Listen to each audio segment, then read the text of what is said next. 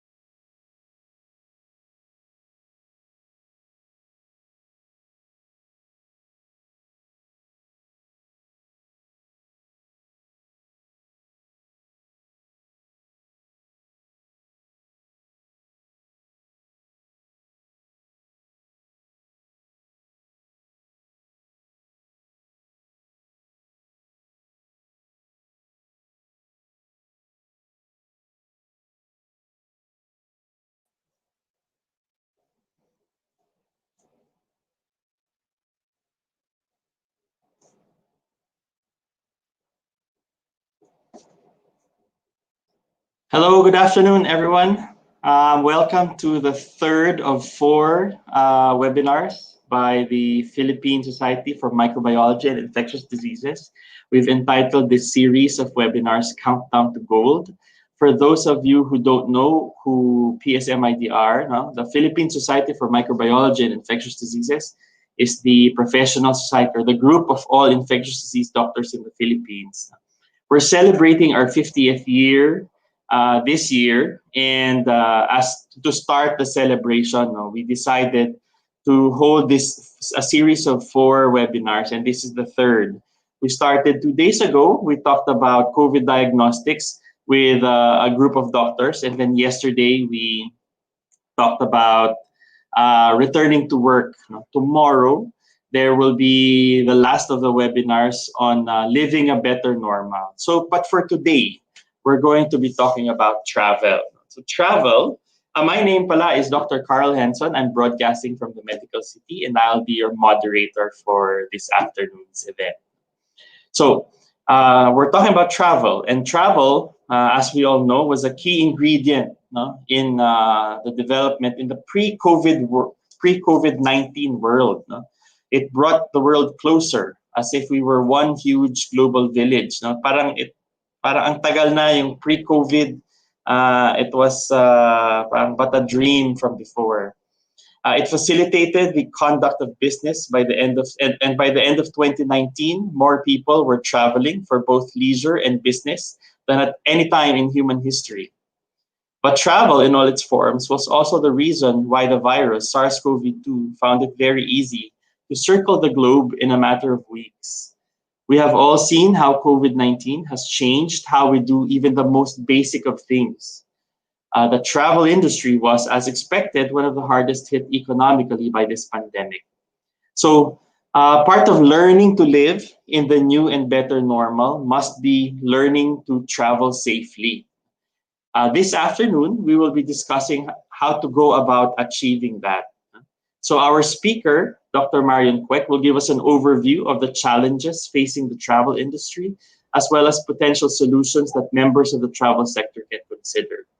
After this, we're going to have an open forum where we will answer some of the questions from the comment section of Facebook and YouTube. Now, so let me begin by introducing our speaker and panelists. Dr. Marion Kwek is an infectious disease consultant from Makati Medical Center and Asian Hospital, where she used to head the infection control service. Now, so she will deliver her talk after we've done all these introductions. Now, so we look forward to that. Now, let me also introduce to you our panel of experts. Let me begin by introducing the other members of PSMIT. Dr. Maria Torcella Glaire, or Doxel, is an ID consultant practicing in Makati Medical Center, where she is the head of the Antimicrobial Stewardship and the Fellowship Program Training Officer. She is also a member of the current board of PSMIT. Dr. Mitzi Chua, or Dok Mitzi, is an infectious disease consultant from Cebu, where she is an associate professor and chair of the Microbiology and Parasitology Department of the Cebu Institute of Medicine and head of the Infection Control Committee of Cebu Doctors University Hospital and Vicente Soto Memorial Medical Center. The last from PSMID is Dr. Catherine Roa, or Doc Cat, an ID consultant from Davao City. So nationwide tayo today, represented ang Luzon, Visayas, and Mindanao. She was the recipient of the Fulbright Scholarship leading to an MPH from the University of Alabama, and she now serves as a member of the NIH FDA Review Panel, the Philippine College of Physicians Universal Healthcare Committee, and in Davao, she's a consultant at Davao Doctors Hospital and Davao Medical School Foundation Hospital, where she heads the Infection Control Committee. Our expert ID panel will be joined by guests from the travel sector.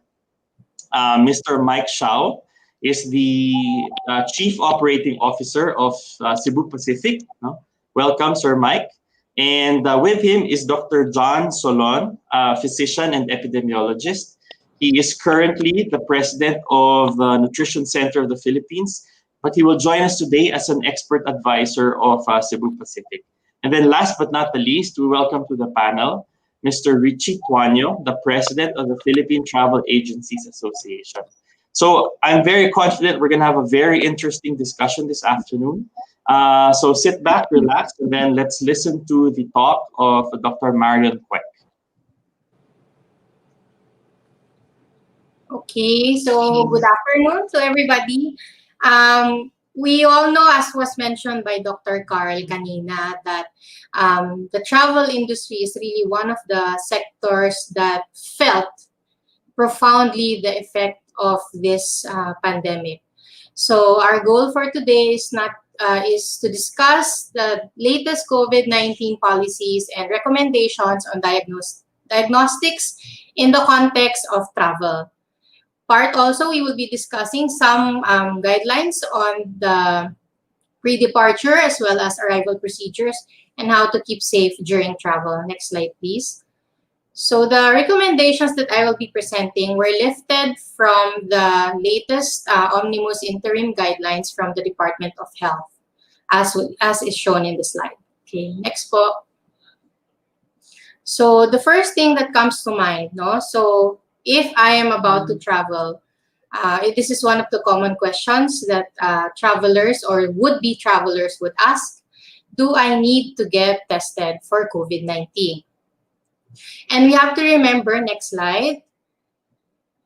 Ayan, yung recommendations po or yung mga requirements would also vary depending on where you plan to go, no? Iba-ibang areas in the country, iba-ibang countries also in the world have different requirements. And it's very important to emphasize that we have to be knowledgeable kung ano yung hinahanap dun sa pupuntahan natin para naman, well, hassle-free if ever we will be traveling. Next slide, please.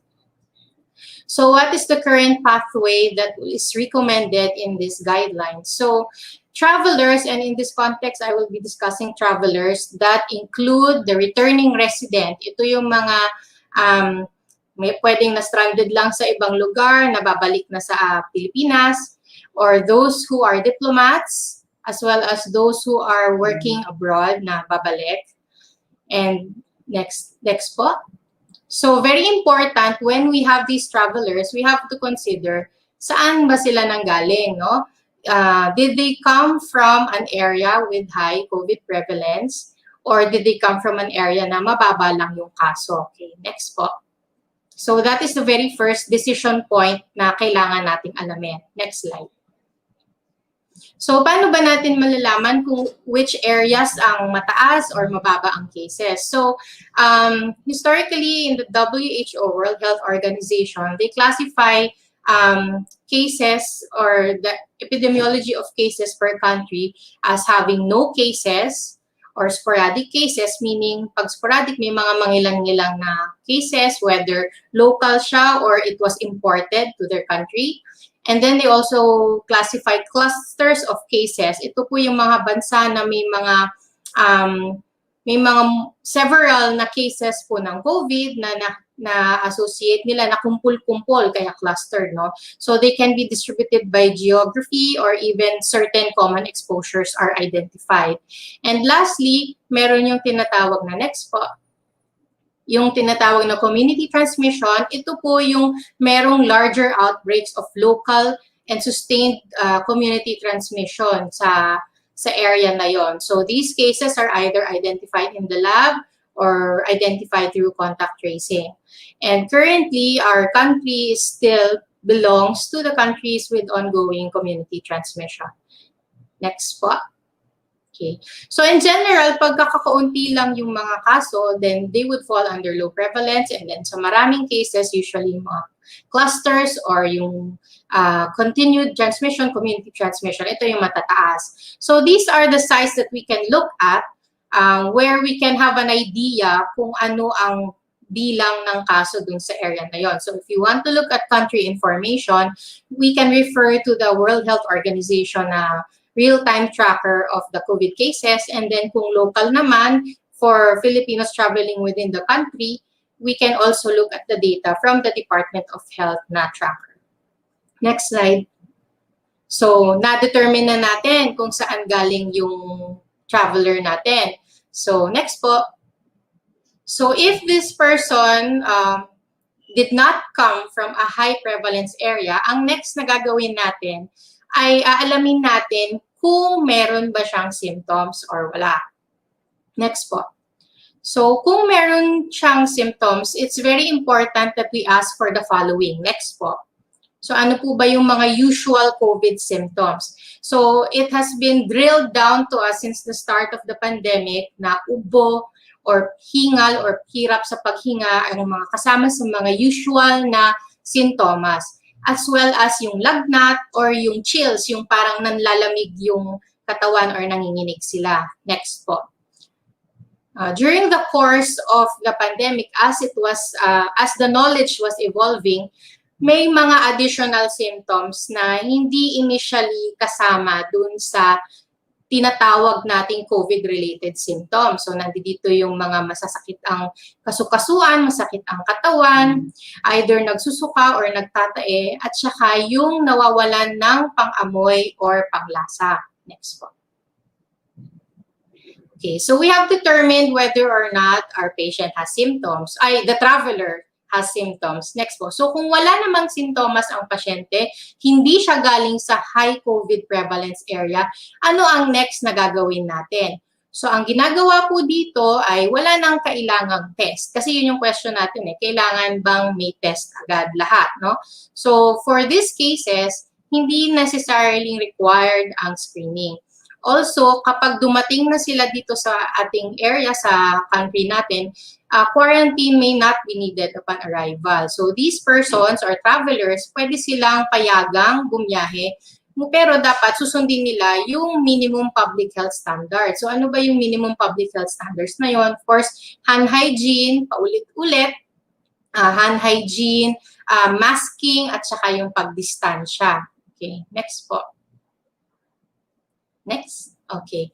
So, kung naman may sintomas ang pasyente, ang pasyente ako ng pasyente, pasensya na po kasi doctor ako. So, I usually think in the context of patient. So, for travelers na merong symptoms pero hindi galing sa high COVID prevalence area, kailangan i-consider natin na potential na COVID suspect siya kasi meron siya nitong mga sintomas na na-mention ko kanina.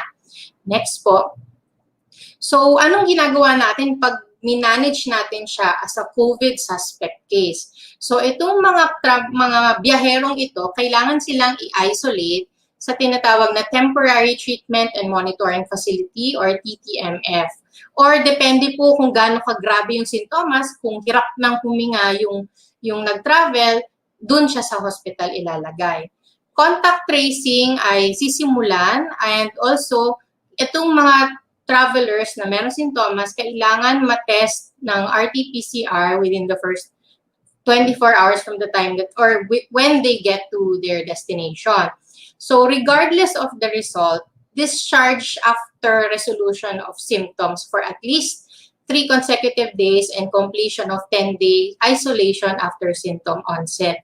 So itong clause na ito, doon po sa guidelines na regardless of the PCR results, kasi we also recognize na hindi 100% ang ability ng PCR na makadetect ng kaso.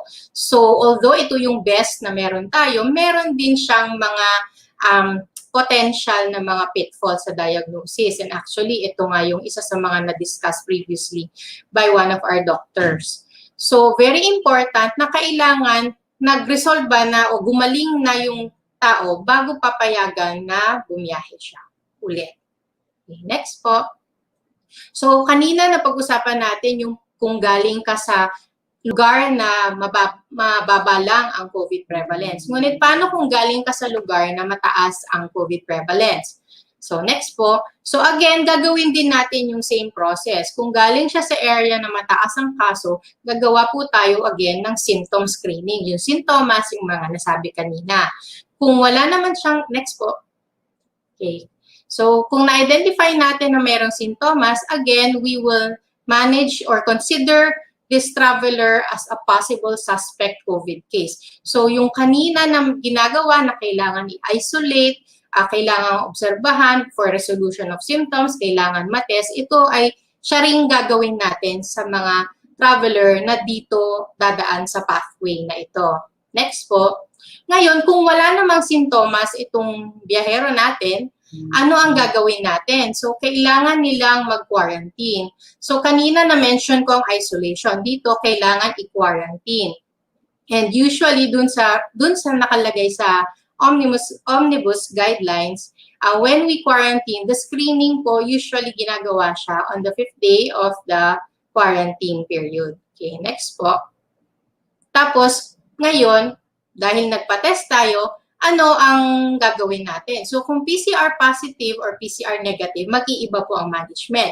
Kung PCR negative, pag natapos yung quarantine, no, papayagang bumiyahe provided, again, susundin ang minimum requirement for the public health standards.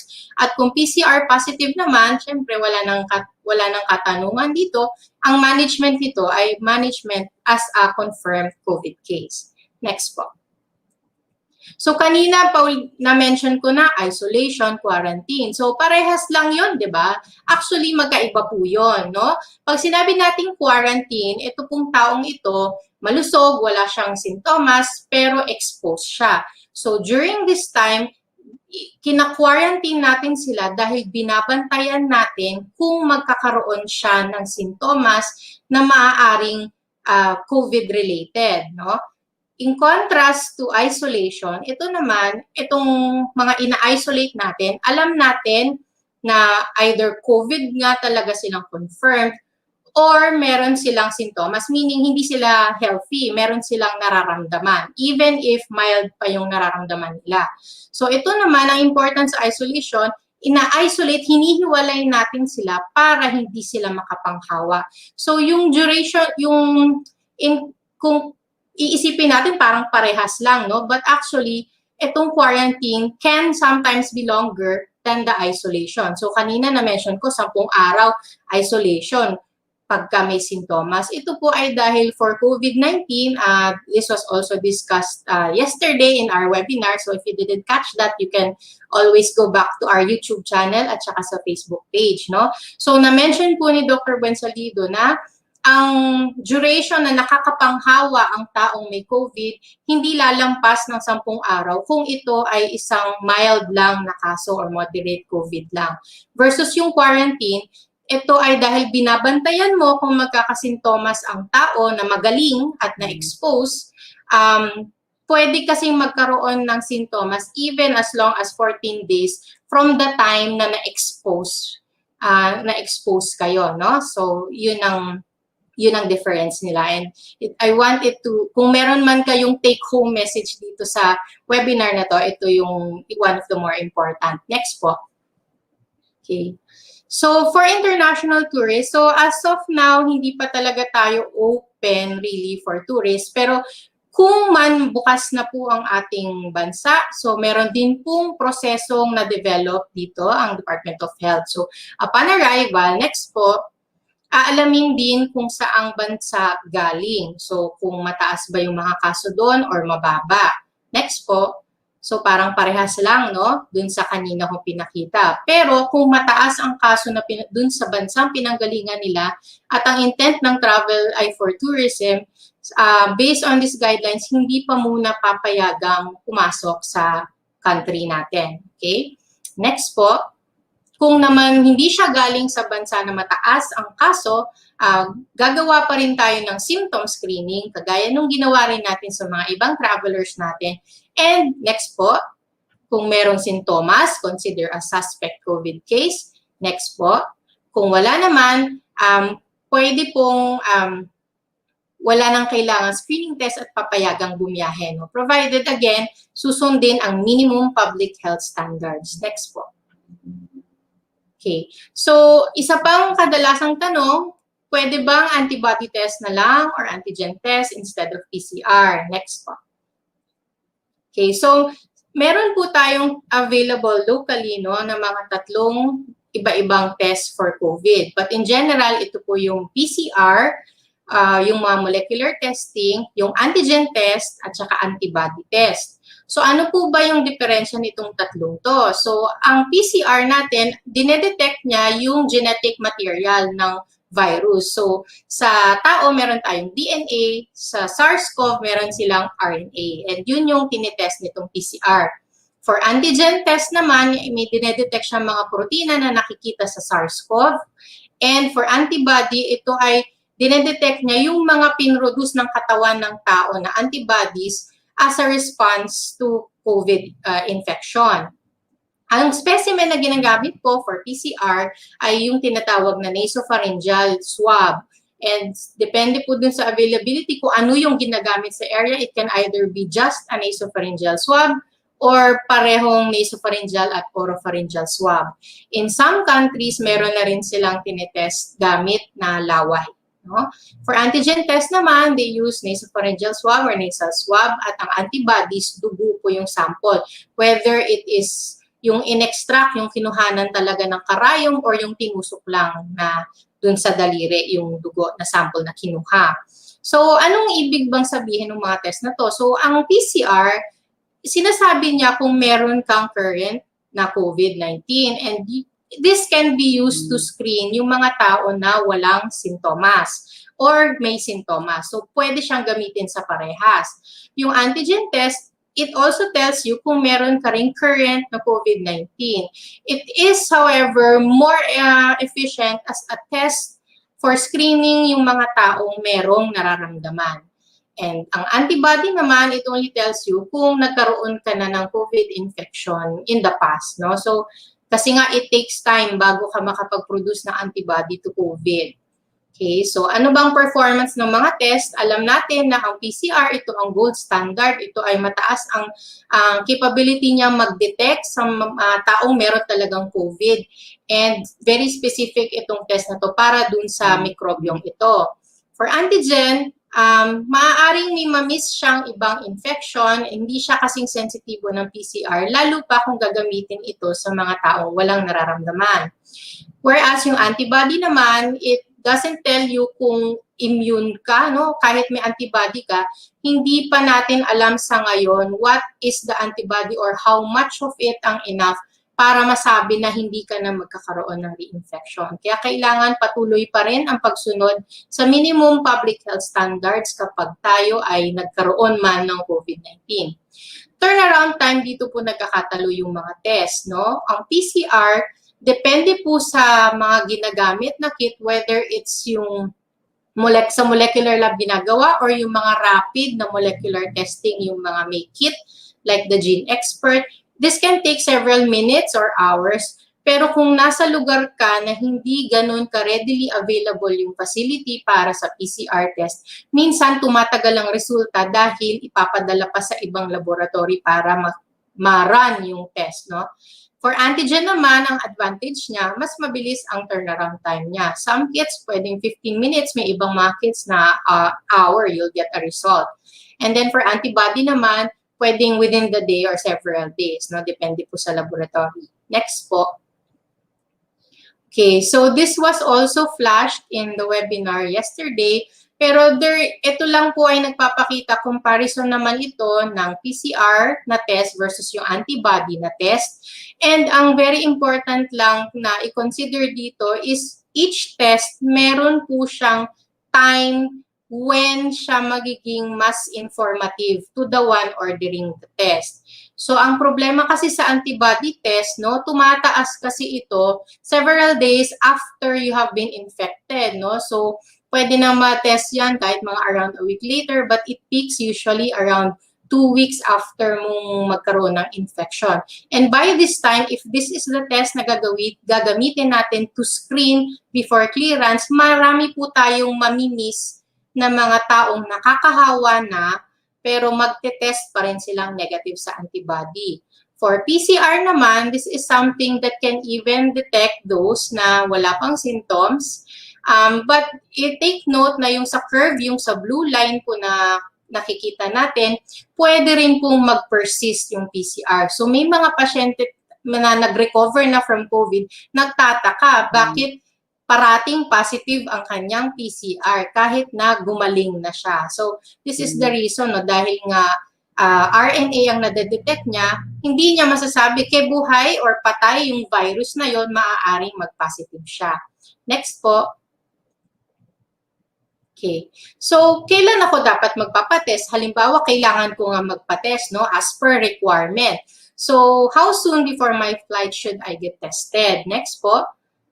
So, yung validity ng test, meaning yung expiration, kumbaga, nung lab test ninyo, nag-iiba, depende po sa pupuntahan natin. Next po, sa ibang mga lugar, kailangan 48 hours lang yung validity ng test. Nagpa-swab ka ngayon, after 48 hours, hindi na nila tatanggapin yung result na yun. Paso na. May mga ibang lugar naman na kahit hanggang 5 araw pinapayagan. So again, it's very important to check with your destination kung ano yung requirements nila. Next po. So ano pong mangyayari kung meron pong nag-positive sa flight ko? Kasi lumipad ako sa Mahan Airplane. Contact tracing, sinabi may nag-positive sa flight ko. Next po. So later on, our colleagues from the travel industry might also have something to say about this, but this is just a picture showing kung ano ang controls inside an aircraft. So alam natin na ang COVID, nakakapanghawa siya mainly from inhaling infected droplets, and kung may mga maliliit na particles na tinatawag na aerosols na nakasuspindi ng matagal sa hangin, ito rin ay maaaring pwedeng pagkuhanan ng infection. Bukod pa sa mga tinatawag na fomites, meaning yung mga surfaces na na-contaminate ng virus. No? So in an airplane, meron silang mga equipment wherein they can actually circulate filtered air inside the aircraft, at yung direction po ng flow ng hangin ay more or less iisa ang direction. Of course, this is a simplified diagram. Pero syempre maaapektuhan yan kung may mga naglalakad na tao sa gitna, but there are additional controls for the airline or aircraft to mitigate that. And it has been said, no, this is from the Journal of the American Medical Association, it has been said na actually sa kanilang mga pagsusuri, only 42 cases ang nakita nilang confirmed na nakakuha ng COVID from the airplane or from travel. So sa dinami-dami ng bumiyahe noong 2020, only 42 cases ang sabi nila. And in fact, they even go as far as saying na it is even safer to be in an airplane and the risk is higher when you go out in a closed building like an office or shopping center. Okay, next po. Okay, so again, no, pag may na-identify. So I've been mentioning contact tracing. So ano ba yung contact tracing? Ito yung pag-identify, nililista nila kung sino yung maaaring nakasalumuhan na tao na merong COVID-19. And there are different identified teams from the local epidemiology and surveillance unit, yung mga tinap din nilang mga volunteers, mga barangay health emergency response teams natin, or BERT, mga doktor, etc. So, marami pong mga tao ang nag-make up ng mga contact tracing teams, and sila ang responsible para gawin ito kung sakali man na mayroong taong naging positive na na-identify during travel. Next po. Okay, so kailangan ko talagang bumiyahe, no? So, anong pwede kong gawin para hindi ako mabawasan ang risk of getting infected, no? So, I keep referring to the minimum public health standard. So, again, paulit-ulit na lang, washing, maghugas ang kamay para less ang chances natin na madala by accident ang mga mikrobyo sa ating mga mukha. Pagsuot ng mask at all times, pagdistansya sa kapwa lalo na kung capable of distancing, ano? And there are actually some measures already, hindi lang naman sa travel industry, but other business sectors and even at the workplace, marami nang naging changes kung paano ginagawa itong mga pagdistansyang ito, no? And then also, very important, habang bumabiyahe, additional lang, this is a poster that was released by the PSMID previously, early during the bago pa actually dumating yung COVID dito sa Pilipinas. So there are additional measures that we do to lessen our risk of getting sick, get enough rest, and of course yung mga bakuna natin kailangan updated. So even if may pandemya ngayon, hindi ibig sabihin na hindi ka mag-avail ng mga due mo na bakuna. No? Lalo-lalo na sa trangkaso kasi ang sintomas ng trangkaso ay halos parehas din ng COVID. So, para mabawasan ka na ng pwede mong maging sakit, no, like flu, to lessen your risk, you get your vaccines updated. Hand hygiene, kumain at uminom mula sa mga safe at reliable na mga water sources. Iwasan ang pag-contact sa mga or pagdikit sa mga taong may sakit or mga contact sa mga hayop, huwag kakain ng hilaw, and of course, a general rule of thumb, kung hindi po maganda ang pakiramdam natin, huwag po tayong lalabas dahil hindi lang po sarili natin ang kailangan nating isipin. No? At this point in time, parati na lang ina-emphasize, we heal as one. So we should start thinking collectively. We are our brother's keeper. So responsibilidad nating lahat na gawing safe din, hindi lang sarili natin, pati yung mga kapwa natin. Okay, next slide. Okay, and in summary, so I mentioned that there are different factors to consider bago payagang pumasok ang isang traveler or kung kailanganin ba ng testing or quarantine or isolation. And this includes the necessity of the travel.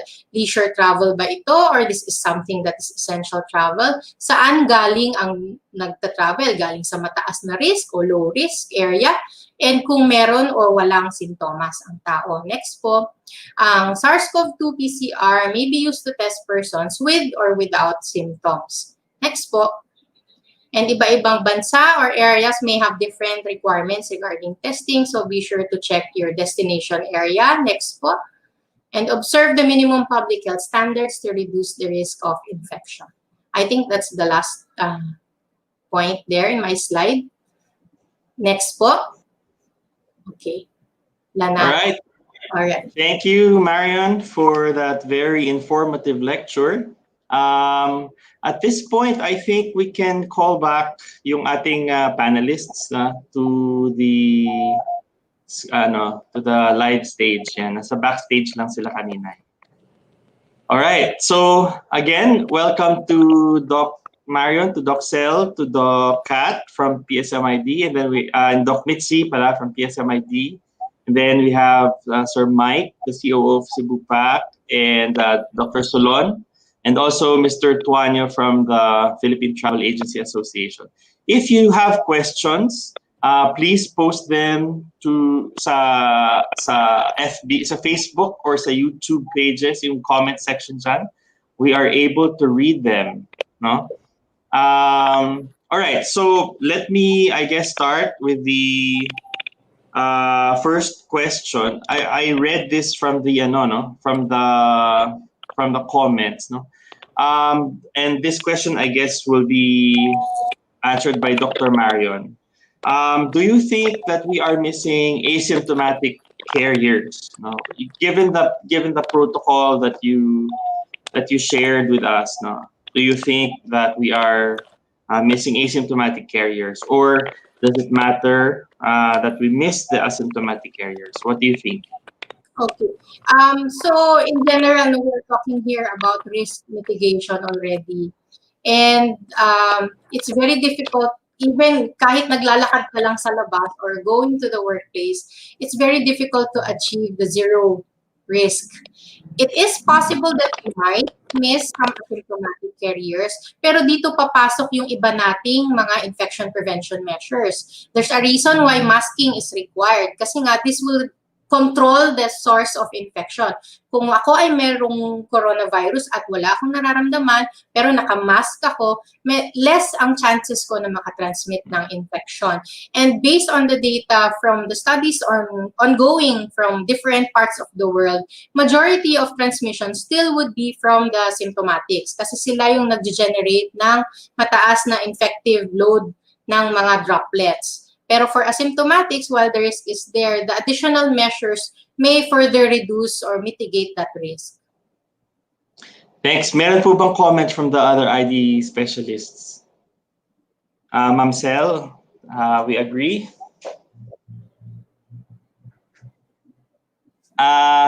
Nakamute. Ayun, nakamute kayo, ma'am? Okay. Ayan, okay na. So, marami na naman ang datos, no, na nagpapakita na malaki ang tulong ng minimum health standards para ma-prevent ang continued transmission. Nakita na pag nag-mask ka, ma-prevent yung transmission plus additional pa yung shielding and of course hand washing. Okay. So basically, ang bottom line talaga for all the precautions, yung tinatawag ni Marion na minimum public health standards. No? Paulit-ulit yung maririnig yun from members of the PSMID, I think. No? Hand washing, mask wearing, tsaka physical distancing. Whether you are traveling or going to the grocery, I think that is very important to remember. No? Before we go on to the other questions, maybe we can ask our guests from Cebu Pacific. No, can you tell us how Cebu Pacific and maybe the airline industry in general has been preparing for flying again? Syempre, we want to get the economy back on track, no? And flying and travel, they are very important and critical parts of economy. Yes, thank you. Since the beginning of the pandemic, or even before that, we already had an inkling during the early days in January. China closed their borders for people to come out from Wuhan, from the other Chinese cities, right?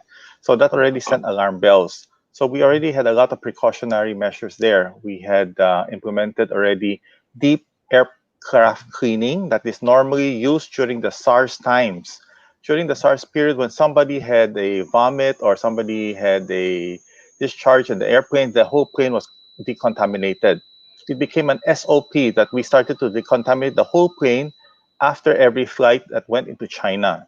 Then during the pandemic, we instituted that as an overnight. Every single aircraft is now disinfected.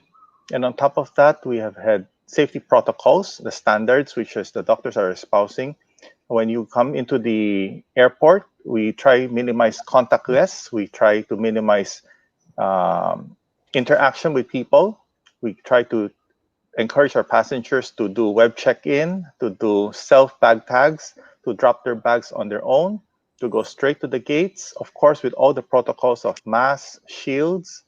And when you are at the airport, right before boarding, we also give you an alcohol splash on your hands. Cabin crew are fully equipped with both masks, face shields, and an overall to minimize as well contact and spreading of any of this disease. And after the protocols are done, again, as I said, we try to minimize food intake. We try to, in fact, prevention of people removing their masks.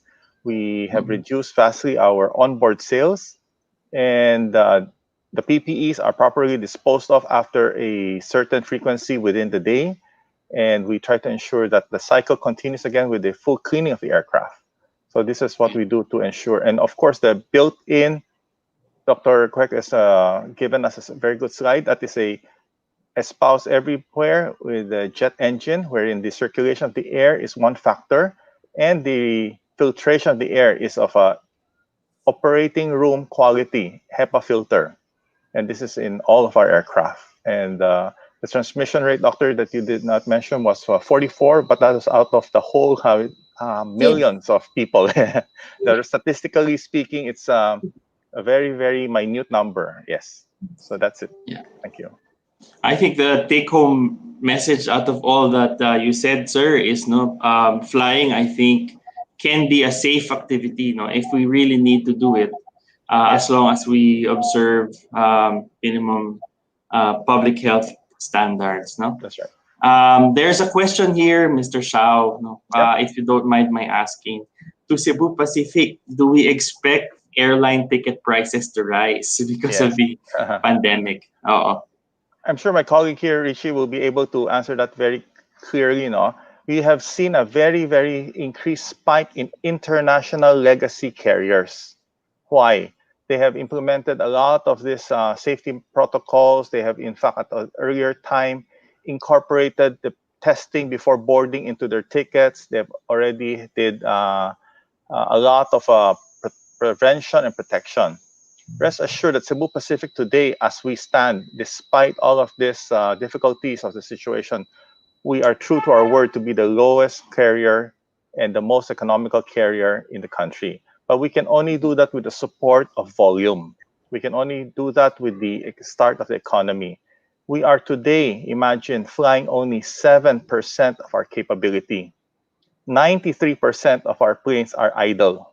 We have already parked aircraft in the desert.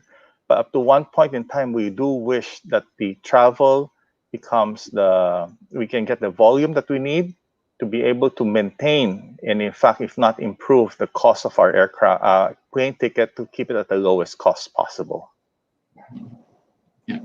Mr. Tuanya, do you have any comments po about that? Naka-mute kayo, sir.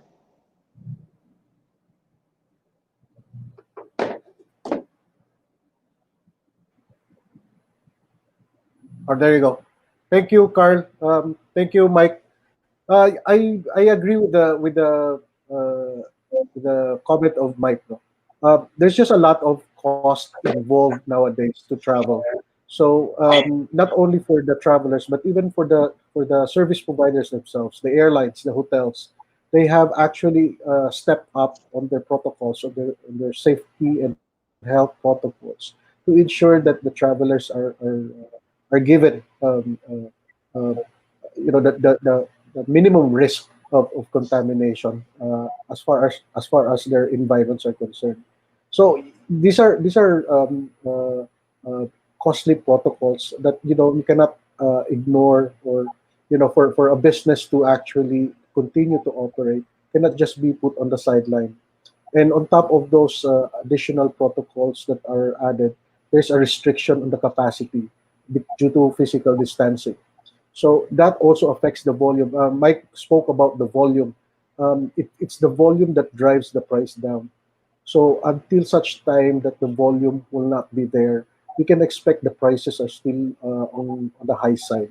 But with God's grace, with that travel is slowly being allowed now, and we should be able to build up that volume as days goes by. However, realistically speaking, that's not going to happen soon. But we are really looking forward and hope that it's going to come in place as soon as possible. So, Sir Mike and Mr. Tuanya has talked about how yung role ng volume, more passengers, ibig sabihin, the prices are better. No? But that seems to be parang in contradiction naman to what we're saying. Physical distancing, you need to separate. No? But how kaya do we sort of reconcile that? No? So, and in addition to that, yung may question dito si Mark Christopher Pasayan, is the Philippines considered a high prevalence country for COVID-19 in relation to international travel? So maybe we can get the thoughts of Doc Kat Roa. CDC, we're a high prevalence country. Doc Kat? Yes. Yeah, nakamute pala ako. So yeah, according to CDC, we're a high prevalence country. Yeah. So what are your thoughts? No, sabi natin, gusto natin, we want to get the travel industry, back on its feet. Kasi, people really need to travel for business or for tourism. We all, it's part of the economy. Pero if we're going to talk about physical distancing, I think it's all about striking that balance, diba? What do you think? Yeah, I think it has to be a very it's not a matter of have money, will travel. Because before that was how people thought, right? I have the money, I can travel wherever I want. But now people really have to think it over before making that decision to travel. And where to travel is also a crucial decision. So for example, if you're going to travel within the Philippines, you may want to look at the DOH data, right? So as of the list that I pulled up was Oops. Wala si Doc Kat. Sige, let me switch gears for a while. Meron ditong question si Tina Aznar. Hello, doctors. Do you have an official basis or list of the low, moderate, and high-risk countries for COVID-19? We were talking about this backstage. Now, maybe anyone from the ID experts can answer her question. So, do we have an official basis for the low, moderate, and high-risk? Doc Sel. So, as commented by Dr. Lansang backstage, any prevalence that is above 10%, if there is an RT-PCR testing, high prevalence na siya. And for reference, for international travel, you can go to the CDC website. Meron doon mapa na may legend na pag orange, high prevalence siya. The lighter the color, nagiging lower prevalence. Pag gray, no, zero prevalence yon. So if you look at the website today, karamihan sa kanila is hard orange, so high prevalence. So karamihan pa ng countries in the world have high prevalence rates. So dito naman sa Pilipinas, yung pinakita kanina ni Marion na website would say that the numbers for the past 14 days nung mga cases based on RT-PCR positivity. And meron ngang dinagdag ditong site si Sir Mike that they also have in Cebu Pacific a page for the requirements of the local government units. Maybe this would be based on the prevalence of that site, no? Sige. Thank you, Dr. Yes, Marion. Sorry, go ahead. Pala in the sites, yeah, it was referenced by Dr. Villar.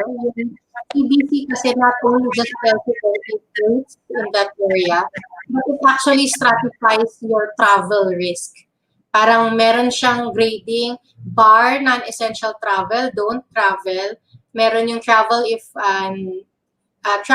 no travel restrictions. Meron silang ganong classification din sa CDC website per country.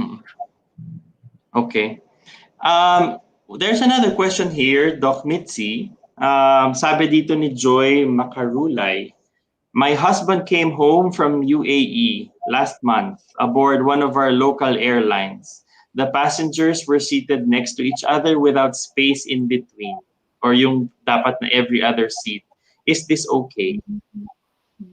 Actually, si Dr. Marion mentioned about minimum health protocols, but we also have to consider that in crowded flights, that may really be difficult to follow, especially if you have limited number of flights as well. So that is why, siguro ang gusto natin i-emphasize is that the health preventive measures come as a bundle. So there is no one silver bullet to prevent COVID. So what I'm trying to say is that kaya meron siyang face mask na mandatory. And then I saw in the group comments then is face shield also necessary. Now, we know that we are advocating both because of mucosal exposure through eyes, diba? So as I've said, we are trying to lower the risk of the transmission by enforcing a bundle. So a lot of these. So hand hygiene, sabi ni Dr. Kwek, paulit-ulit.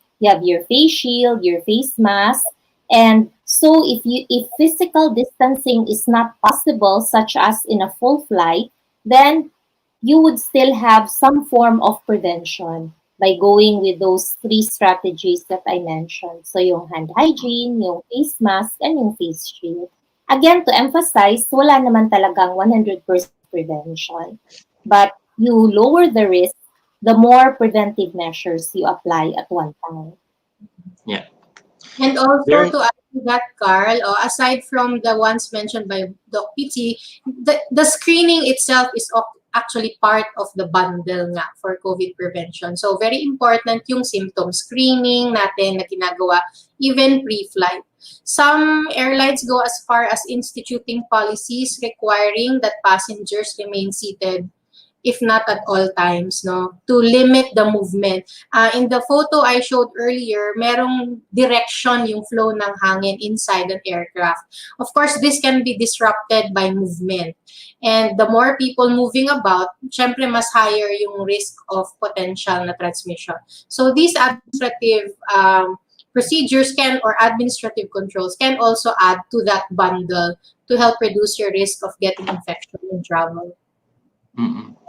There's a question And here, and I think go ahead, Ma'am Mitzi, go ahead. Can also add that in flight, supposedly the air filters are working, so the engineering control is also better. Yeah, it's also important. All right. Any other comments? Okay. So there's a question here from Joseph Buensalido. I guess Sir Mike or Dr. Solon might be able to answer. No? Has anyone in the airline industry computed the maximum number of passengers in a plane that still allows the minimum physical distancing of 1 meter?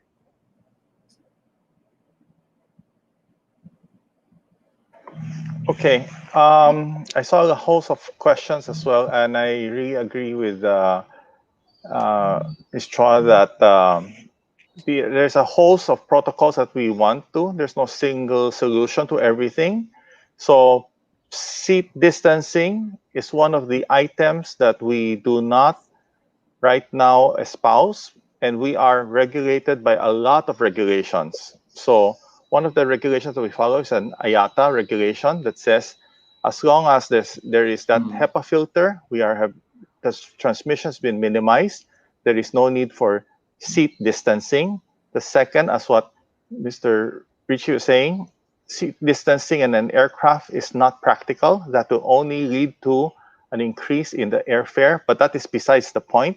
The point being is we are also having some protocols as well. All of our cabin crew have the protective equipment, and all of the passengers are required to have a face shield, face mask. And you are right as well, doctor, that they are not to move around because we want to ensure there's contact tracing, minimize use of lavatory. Lavatory is cleaned every 30 minutes or as possible every use. And we also have mandated by our own local regulatory board, which is Civil Aviation Board and Civil Aviation of the Philippines, that has asked us to vacate 3 rows at every aircraft to have passengers in flight who feel ill to be isolated in that area. So that is at least a 10% reduction already in our load dedicated for the additional safety protocol of isolation. So we hope that all of these measures brings back confidence, and the issue of 1 meter or 1 seat distancing does not apply. And a very good comment of one of your viewers is that you are right. A bus may have more contamination because the airflow is 100% recirculated. An aircraft is about 60-70% fresh air, and the recirculation is undergoing HEPA filters, and it is cleaned, recirculated every 3 to 4 minutes. So you have the best quality air there is. Okay. Any comments on that from the ID experts or sila, Mr. Tuanya? All right. So let me switch gears again. There's a question here about from Marin. So for international tourists, we don't require a PCR test. However, in hotels, they require an antigen test. So we're talking about testing now, no? What should be done if asymptomatic international tourists turn out to be antigen test positive and the hotel couldn't accommodate them? So I guess just we can briefly go through yung diniscuss ni Marion kanina about antigen testing and what to do. No, is a positive antigen test a good indicator of COVID? Marion. So for antigen positive tests, we would usually confirm it with PCR for asymptomatic. Yung mga symptomatics, depending on the availability of PCR, positive antigen can actually be already a test for symptomatics for COVID. Yeah. There's a yung sa omnibus guidelines though, meron ng part doon about antigen tests pag positive siya because of the test characteristic, it can already be considered positive. No? It's really the negative tests that are problematic. So doon sa question ni Maren, no, what should be done if asymptomatic pero positive? I think as long as nag-positive yung test, the tourist needs to be considered as a confirmed case and definitely isolated. No? When there are gray areas, it's usually we would recommend yung mga gray kasi a lot of things are still gray, no? Even though it's been months into the pandemic, of course, there's still a lot of unknowns. So when you can are on the side of caution or prudence, I think it's a good a general rule for gray areas and not a clear-cut guideline. Yeah, if I may. So just to add, yung question niya, anong gagawin kung hindi tatanggapin Yes, sa hotel, no? So yung person positive na, no? So kung asymptomatic siya, syempre kung ano man yon, returning Filipino, kung returning OFW or tourist or international traveler, ang hotel has the responsibility to direct that person to the proper quarantine isolation facilities na meron namang published quarantine facilities. Siguro magdadagdag din si Sir Tuanya regarding that because all hotels should have already the protocol to catch or to address the issues of such people kung hindi man quarantine or isolation facility yung hotel na at this point, niya. Mr. Tuanya, are the travel agencies involved or helping out kasi we know that some hotels are being used as quarantine facilities and isolation facilities. Involved po ba yung mga members ninyo in this activity?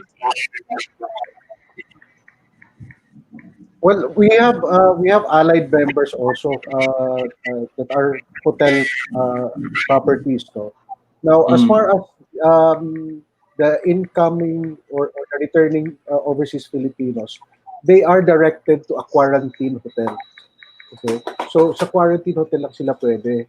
Now, when they are accepted sa quarantine hotel upon their arrival, what they present actually a proof that they have been tested. So while waiting for that result, they can stay in the hotel, the quarantine hotel. And once the result comes out, of course, kung negative naman, they that's their gate pass to actually to leave the hotel and continue with their travel to their respective domicile. However, pag nag-positive, that's where the hotel property actually guides. Tama yung sinabi ni the Dr. Sel, the hotel property actually provides guidance to the guest who was tested positive to the appropriate quarantine center. They are not maintained. They are not maintained in the hotel. They need to transfer to a quarantine facility where they continue to they can be appropriate medication can be extended. Sorry, I think Dr. Solon had something to say earlier. Po. I apologize for cutting you off. I just wanted to add to the package of interventions that are for the travel. The idea is to reduce risk, right? So, ang sa ibang bansa, nung nagsimula yung pandemic, ang test before boarding was actually the more stringent criteria. So kung high risk yung country, require nila na may test ka before you board. Kung medyo low risk, pwede kang magkaroon ng test after arrival. So tapos yung oras, yung time criteria varied per country. Isang pinag-iisipan na rin ng aviation industry is to possibly discuss with the DOH how whether a test before boarding policy can be tried at certain thresholds. So ang mangyayari po doon para mas simple na rin yung requirements for travel. Ang magiging effect kasi doon bukod sa nabanggit na minimum public health standards at saka yung ventilation sa loob ng aircraft, binabawasan mo yung number of infected passengers na sasakay. Kasi ang pandemic hindi ito mawawala sa loob ng 1 year or 2 years. It will go on, no, for some time. And we have to anticipate that maybe we have to try to reduce risk that way. So may mga different strategies kaming pinag-isipan. Sige po. I think Mr. Tuanyo has a comment. Yeah, I would like to to add into what Dr. Solot has mentioned. The keyword is making it simple, but without compromise on the effectivity of the test. What is important here, if you're talking about travel and or rebooting travel and rebooting the economy through travel, I think a simpler approach. In fact, we have to decide on which test actually would be more applicable for travel. Kasi some destinations require antigen, some destinations require RT-PCR test. So iba-ibang protocols, and that creates a confusion or confusion among travelers or even us from travel agents. It actually lessens the confidence of travel, considering that there might be possibility that you will not be admitted to your port of destination of a missed out requirement. So it is quite important na to have a standard or a unified requirement and test. So this can later on it can be improved, but at least sana pare-pareho para same approach lang to all the travelers. Parang UN level na yata yung iniisip ni Mr. Tuanya, uniform standards. Pero that's the endpoint here, Carl. Right. I think it's true that si Dr. Solon mentioned that the pandemic really can last 1 or 2 more years. We know that the vaccine is being tried, pero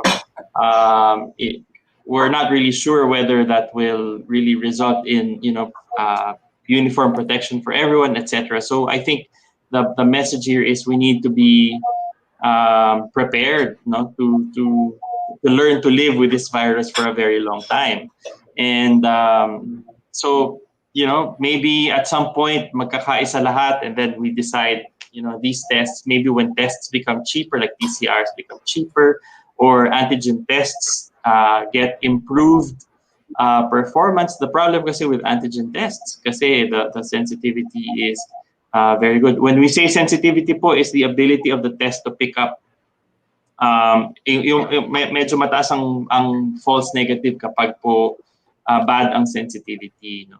But I think Dr. Solon makes a good point that if you use a good test, then you will be able to sort of reduce the risk, yung mga positive na huhuli, then they get excluded from the flight.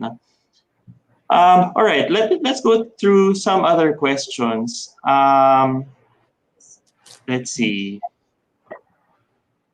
There was itong question ni Roland Reyes about safety when eating in the plane. I think na sagot na, we try to avoid. The problem is for long haul flights naman daw. For long haul flights, what do we do? For example, you're going to the States. Syempre, you're going to need to eat, dinner and at least one breakfast. So ano yun, experts? What do you think? I'm not the expert there, but I'll give you the practical solution. No? So in our long haul flights, when you do have a meal, we would put it on your seat. It is essentially given to you before and not served to you the traditional way. and disposal is all done on a non-recycled use or one-time use Single only. use. Single use, sorry, yes. So that's what a lot of the legacy airlines are doing as well, in terms of trying to give you your package before you even take off. It's already on your seat, so less minimal contact.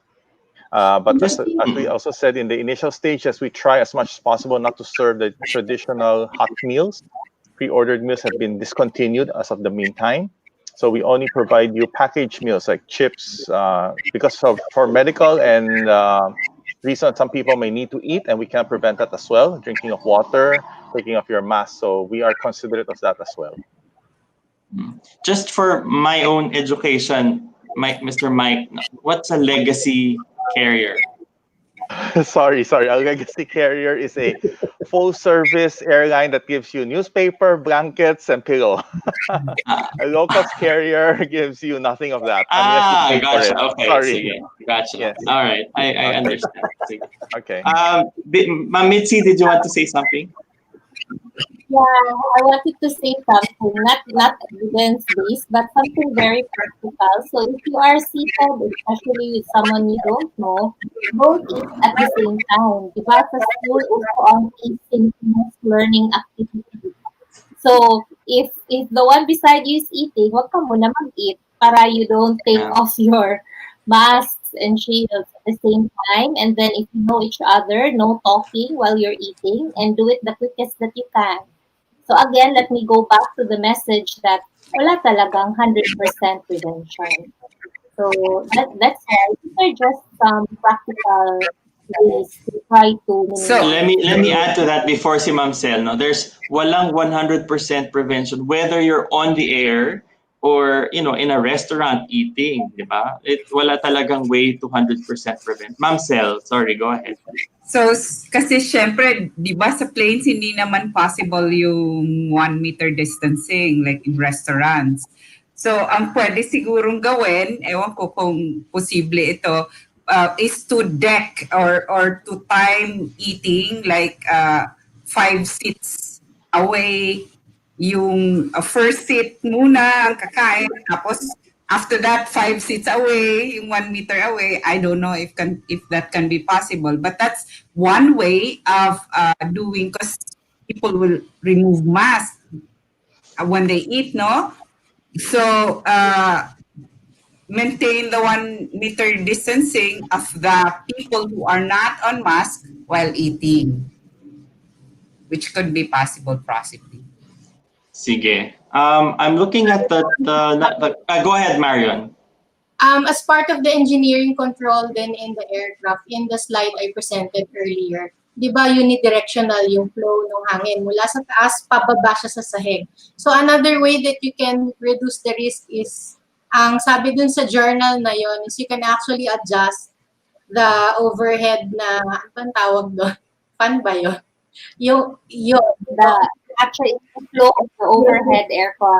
Yeah, no, That will actually your engineering proper current. Yeah, so it brings it down. Yeah, that's actually a good idea.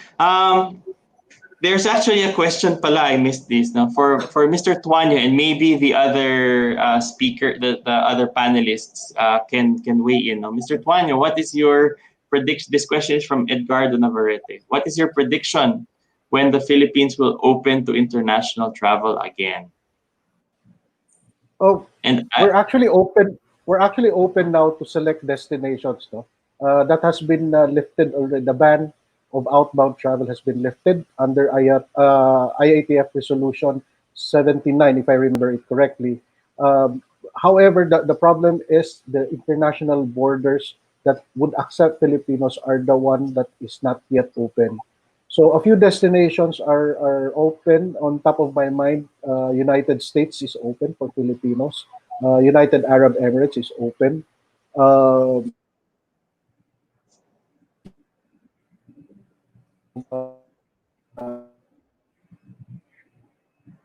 nawala yata ang audio ko kay Mr. Tuanya.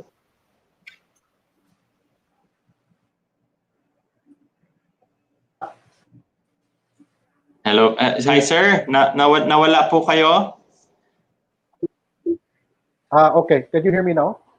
Yes. Now it's Hello? better. So you were saying that there's selected countries, no, that are open. So US, you said UAE.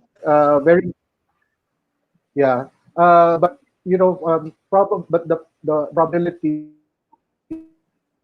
Filipinos, especially those who have not traveled, they would probably be more interested to test the waters in nearby destination. Unfortunately, all destinations around Southeast Asia or even North Asia is still closed for Filipinos leisure travelers. Mhm.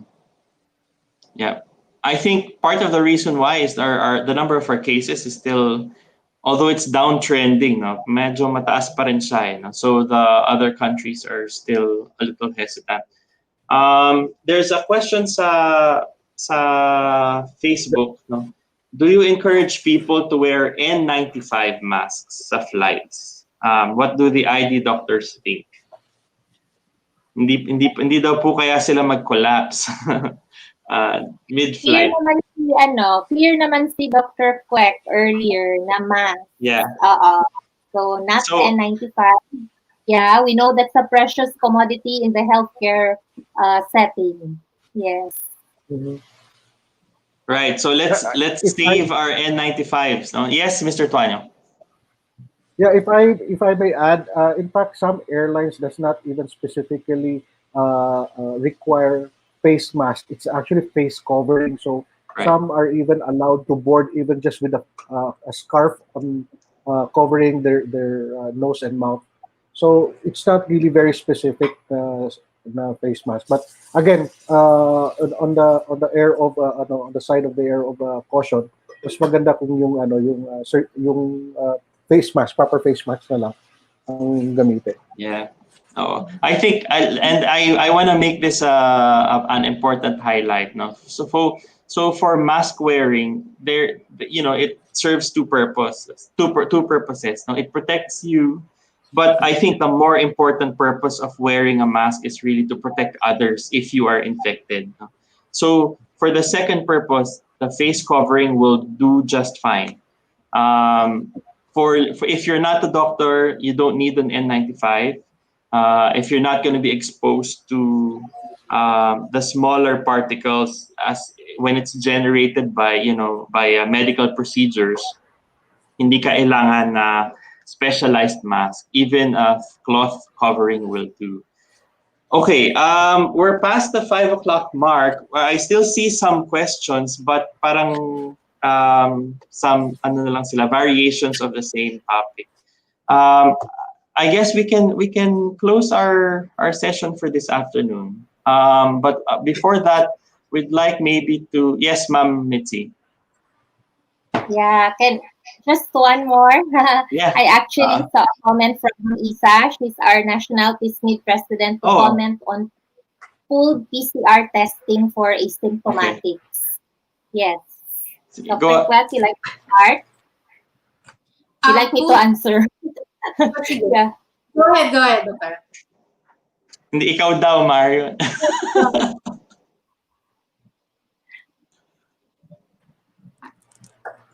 Dok Mitzi, go ahead.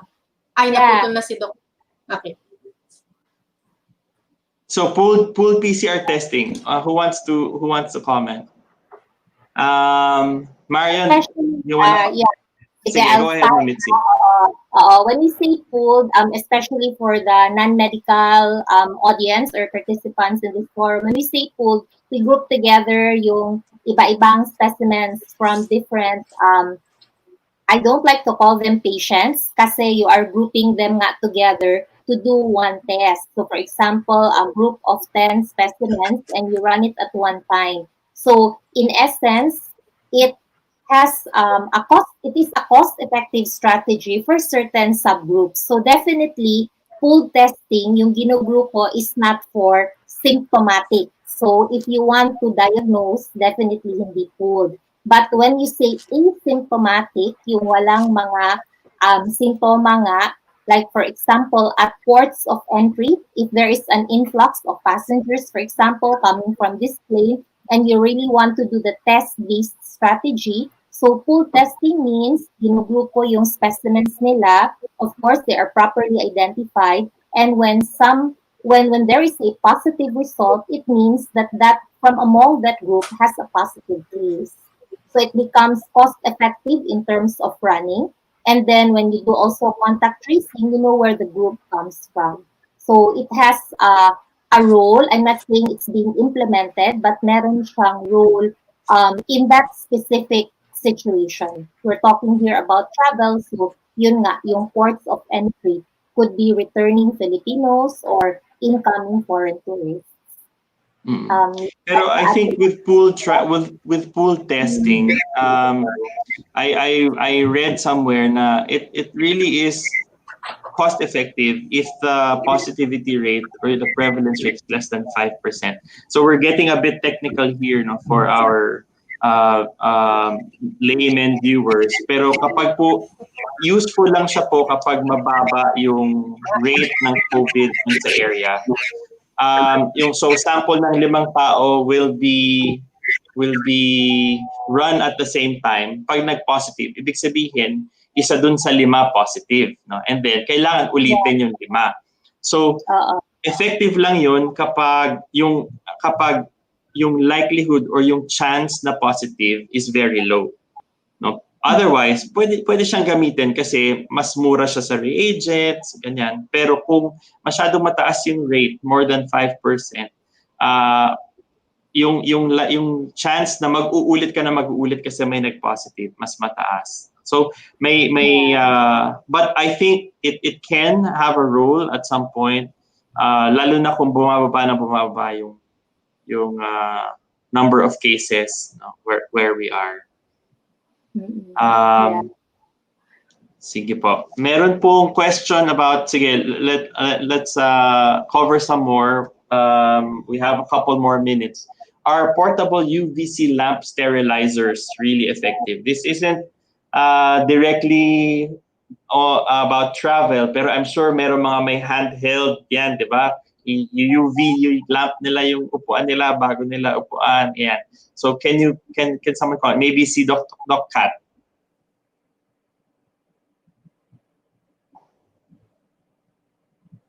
UVC is being used. The UVC is being used in hospitals when we do terminal cleaning.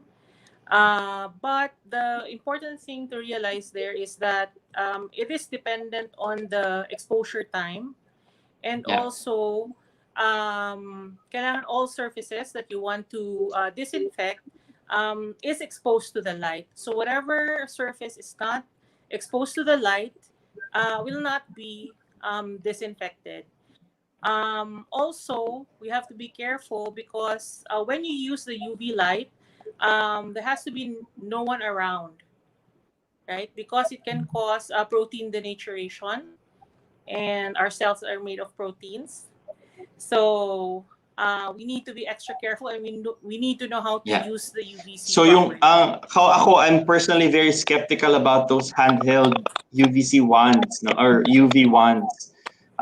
Because papas mo lang siya through the, over the material that you want to disinfect, pero very quickly kailangan talaga kasi sa UV medyo matagal siya nakababa doon sa wavelength doon sa UV, no. Siguro it doesn't replace your standard disinfection, yung surface disinfection.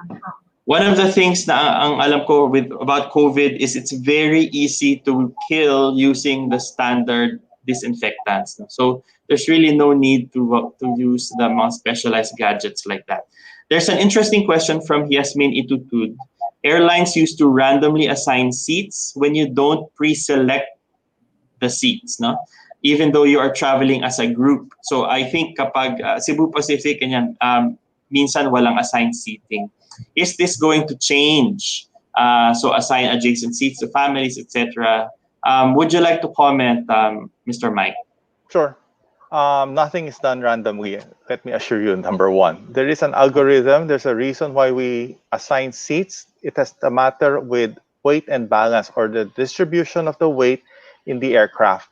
So even if the flight is 25% full only, you will see that we are forced to probably group you together in the middle of the plane or in the front of the plane for balancing. So weight and balance is a very important issue. We don't do this on purpose. We don't do this for fun, that we randomly want to separate you as much as possible. We will like to keep you together. In the COVID times right now, it is quite difficult. There was a question as well. If you see an empty seat, would you be free to move around? The reply would be, we are instructed not to allow that, both from the DOH in the sense of contact tracing and the cross contamination. So you may request in normal circumstance before COVID, definitely that is always assured. They will tell you once the plane takes off because of the weight and balance, you're free to choose another seat and it's okay to stay on that seat before you land. But nowadays, that is going to be a little bit difficult. So that's about seating. Okay, sige. It's almost 5:25 and I want to give some time kasi for final take-home messages. No? So I'd like us to wind down our discussion, and I'd like to ask one or two sentences of things to remember or important points that you'd like our viewers to know before we close down our discussion. Maybe we can start with Dr. Kwek. Okay. So, with regards, I think ang take-home message ko lang, with regards to anything right now, whether it's at work, at business, at home, we should never forget the basics, especially yung hand hygiene, masking, distancing. And also, we have to remember that we are doing it for the others. The faster we decrease or even make our cases hopefully zero in the country, the faster we can all start kumbaga, celebrating, quote unquote. Yeah. Sige. I'm going by counterclockwise. Dr. Salon, do you have any thoughts? Naka-mute kayo, sir. Siguro in the context of the aviation industry, that it's clear that there are in-flight precautions, and we're looking at the possibility of having pre-flight measures that will further reduce risk. How this actually plays out depends on what the government wants, and in the context siguro dun sa pool testing, maganda rin siguro ang tignan. Pero maganda rin sana kung may nakasulat na guidelines from the society. Ano ba talaga yung sa tingin ninyo pwedeng gawin in terms of pool testing, ano yung pooling strategies and so on. So makakatulong din siguro yun sa flying public. Ma'am Sel. Unmute po. With regards to traveling, no, syempre, karamihan na sa atin dahil 8 months na tayong nakaano sa bahay. So, kung gusto niya talagang mag-travel, just be responsible, do your research prior to travel as to the areas, at saka yung mga activities na gagawin mo, titingnan mo rin kung ano yung may mga nakalista naman na mga high-risk activities, low-risk activities, at saka moderate-risk activities. So, sa ngayon, wala nang spontaneous, no? Kailangan lahat ng bagay na gagawin natin ay pag-aaralan muna before we do it. Thank you, ma'am. Ma'am Mitzi. Sorry, I unmuted. Before I give my final word, may mga questions that are regarding land travel. So it's just like to share that this webinar is actually focusing on air travel. So baka we can have another forum for that. So sorry that these questions were not taken up. As the final shot, di ba si Oprah Winfrey said, luck is opportunity meeting preparation. So same with travel. If you have a travel opportunity, you make sure that you know the risks and the reasons why you do need to travel, and along with that, you prepare for it. So it's homework to the traveler to be able to really prepare fully, from the booking to the boarding to the flight and the so-called after travel to stay safe. Thank you, ma'am. Si Doc Kat. Yeah.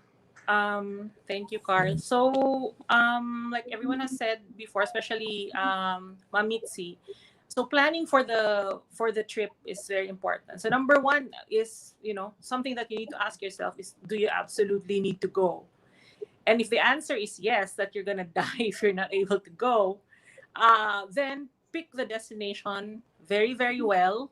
If you look at the November 4 data from DOH, the cities with the highest cases are Davao City, Iloilo, Quezon City, and Taguig City. So maybe use that. I'm not telling everyone not to come here to Davao, but I'm just telling you, educate yourself.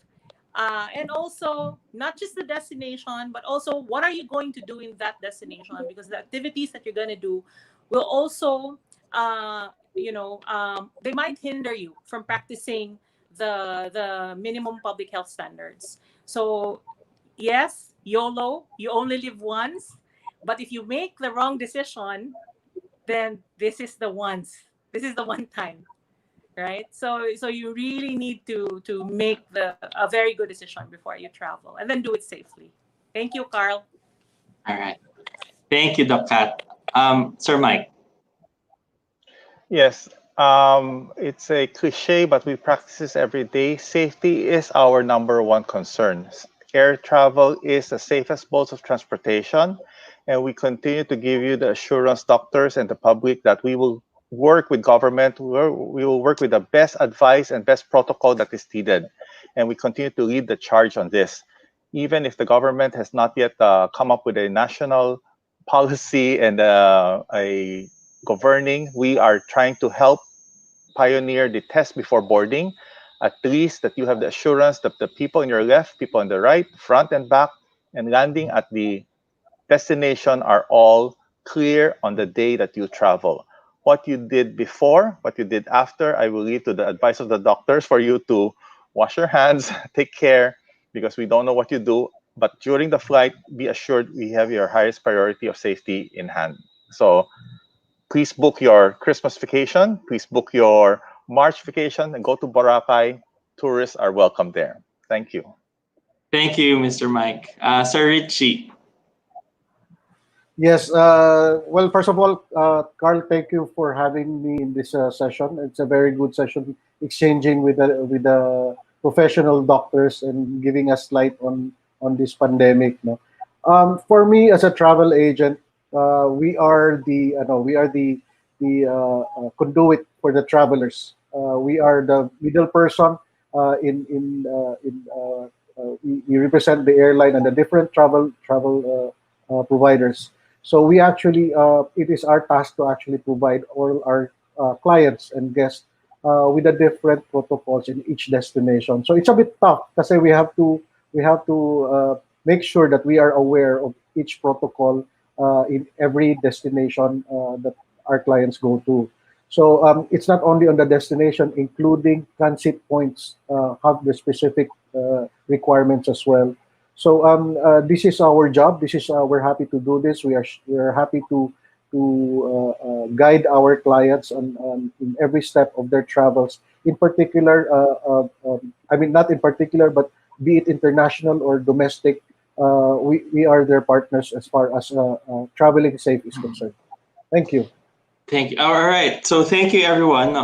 For me, siguro, my final thoughts. One of the reasons why, when we were planning the webinar series, now we made it a point to really highlight or focus or designate one webinar for travel, is we recognize how important it is to get the economy, not only just in the Philippines, but also worldwide, to get it back up and running. But we need to balance that need and that desire to jumpstart economies with personal safety rin. No? So there may pumasok na comment ngayon sa Facebook. No matter how well prepared the person seated no matter how well prepared you are, the person seated beside you can ruin everything, and that's true.